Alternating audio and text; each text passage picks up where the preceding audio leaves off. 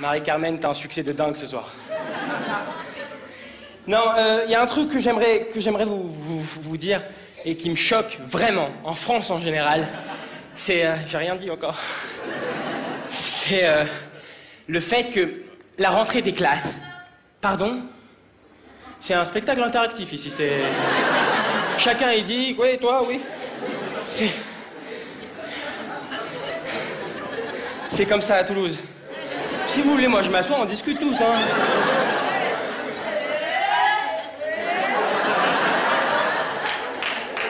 Il y a un truc qui m'énerve en France en général, c'est que vous, les adultes, vous croyez encore aujourd'hui que la rentrée des classes, c'est un jour merveilleux.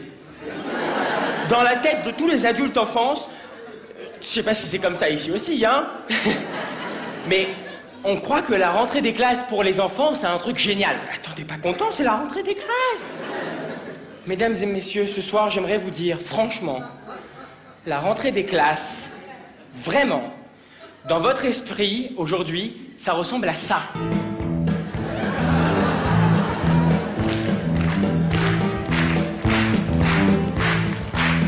C'est chômé, c'est la rentrée. On va trop s'éclater.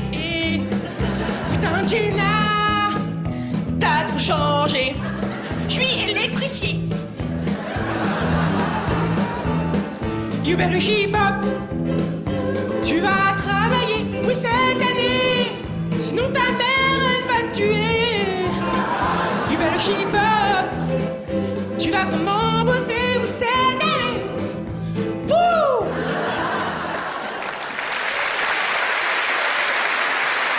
Alors qu'il y a quelque chose qu'il faut que vous sachiez vraiment, et ça me fait plaisir de pouvoir passer ce message à tous les adultes qui sont dans la salle ce soir.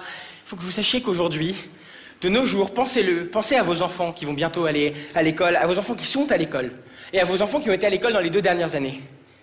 Aujourd'hui, la rentrée des classes, mesdames et messieurs, ça ressemble beaucoup plus à ça.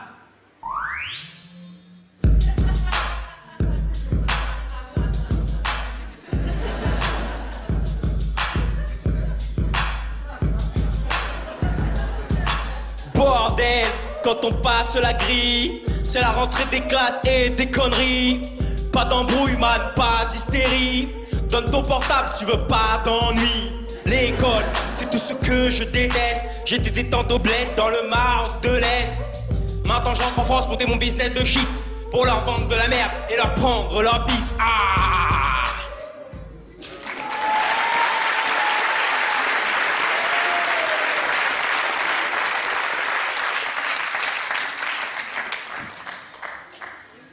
Voilà, c'était pour la rentrée des classes. Et à l'école, il n'y a pas que la rentrée des classes. Il y a la sortie. Il n'y a pas que la rentrée, il y a la sortie. Mais alors vous, monsieur, vous avez battu Tam Tam, Carmen, tout le monde, hein. Il y a un truc, moi j'ai toujours été plutôt bon à l'école, comme Anne vous l'a dit, je vais passer mon bac cette année, et j'ai toujours été plutôt bon à l'école, mais il y a un truc, j'arrive pas, c'est les langues. Vous savez, les langues, on apprend les langues à l'école, on apprend l'anglais, super, je suis d'accord, l'anglais est hyper important, et en 4e, on doit faire un choix qui va être décisif pour le restant de notre vie. Soit allemand, soit espagnol. C'est horrible, tu sais. Moi, on m'avait dit, tu vas voir, les profs, ils vont venir dans ta classe et ils vont présenter leur matière chacun. Après, tu choisiras au mieux. Mais je flippais grave, tu sais. Moi, je m'imaginais ça de manière vraiment spéciale, quoi.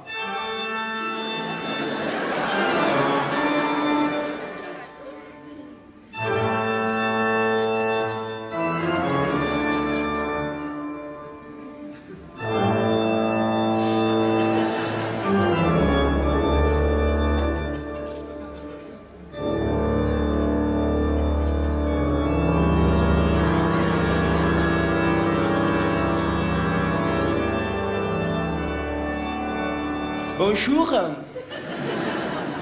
Je m'appelle Wolfgang de Requin. Si je veux vous enseigner l'allemand, c'est pour vous apprendre la langue de Goethe, Wagner, Werner ou encore Claude Schiffer. L'allemand est un langage qui se prononce de manière vomitive. C'est-à-dire qu'il faut vomir pour parler allemand. Un peu de calme, Marie-Carmen.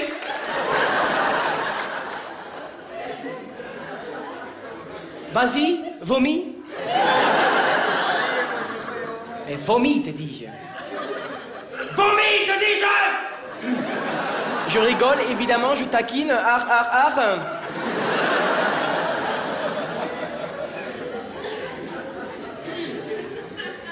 Mais toi, par exemple...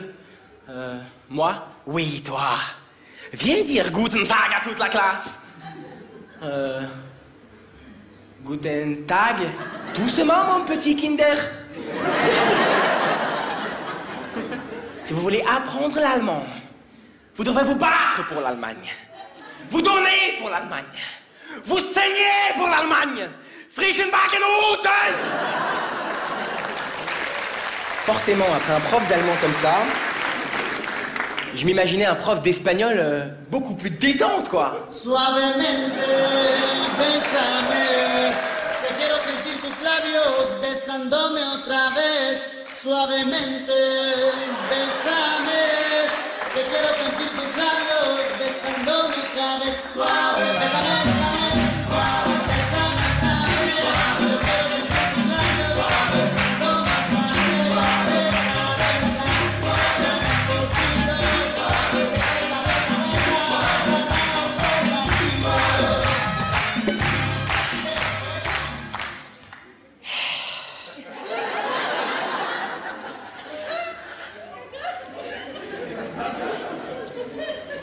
Hola, chicas muchas caliente. Ça veut dire bonjour les enfants?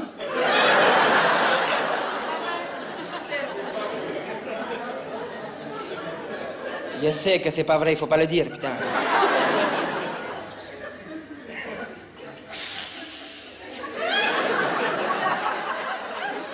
Je m'appelle Manuel Scorza del Boca del Patron. Bon, il avoue del patron, c'est moi qui l'ai rajouté. C'est parce que je suis une patronne, tout simplement. Si je veux vous enseigner l'espagnol aujourd'hui, c'est parce que tout d'abord, je suis espagnol moi-même depuis 20 ans, de père en fils. Et aussi parce que je suis un très bon professeur de langue. Si, un très bon professeur de langue. Et j'adore les jeunes enfants. Surtout les petites filles. Elles sont si douces.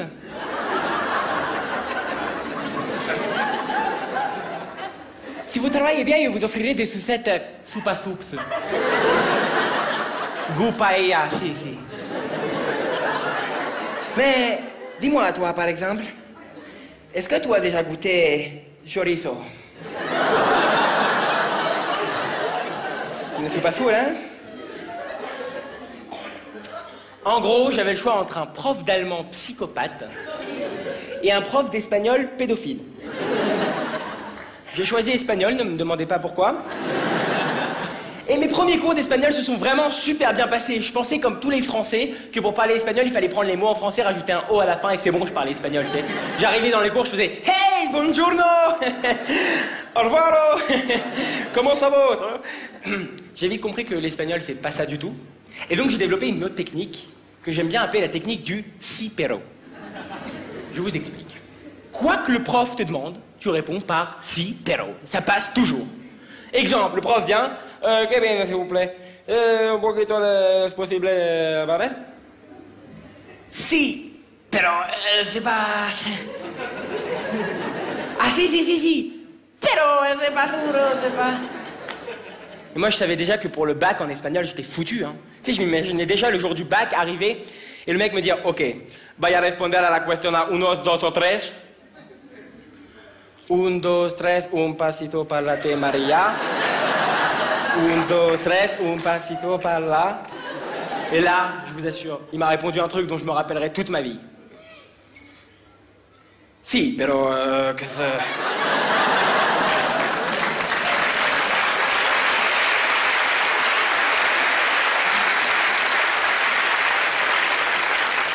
Moi, le bac, c'est un truc qui m'angoisse grave. Vraiment, je vais être franc avec vous, c'est un truc qui m'angoisse, mais à fond. Et donc, ce que j'ai fait l'année dernière pour essayer un peu de me rassurer, c'est que j'ai été devant les listes. Vous savez, les fameuses listes du bac. Il y a ça aussi en Provence ou... Mais non, je voulais dire, comme vous êtes une ville technologique, peut-être on vous envoie ça par pigeon ou... ou par mail. Ah, vous avez des mails? Mais non. Non. Et donc j'ai été devant ces fameuses listes du bac pour voir à quoi ça ressemblait, pour essayer de me rassurer de cette épreuve que va être le bac. Et j'ai remarqué que devant ces listes, il y a tout le temps une meuf qui pleure, et tu sais pas si elle l'a ou pas. Tu sais?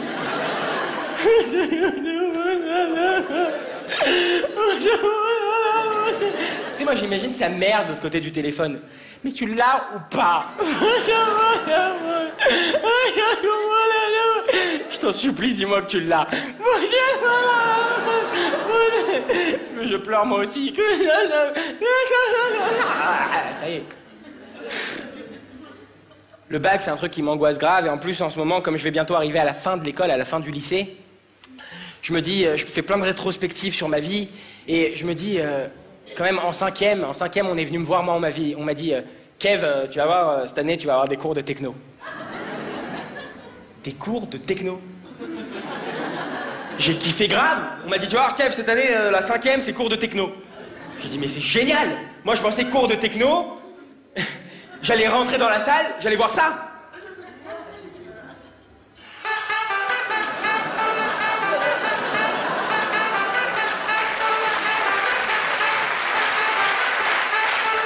Est-ce que vous êtes là à Toulouse ce soir? Eh ben moi aussi.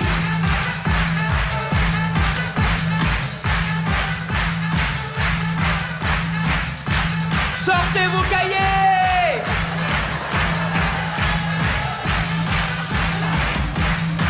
Demain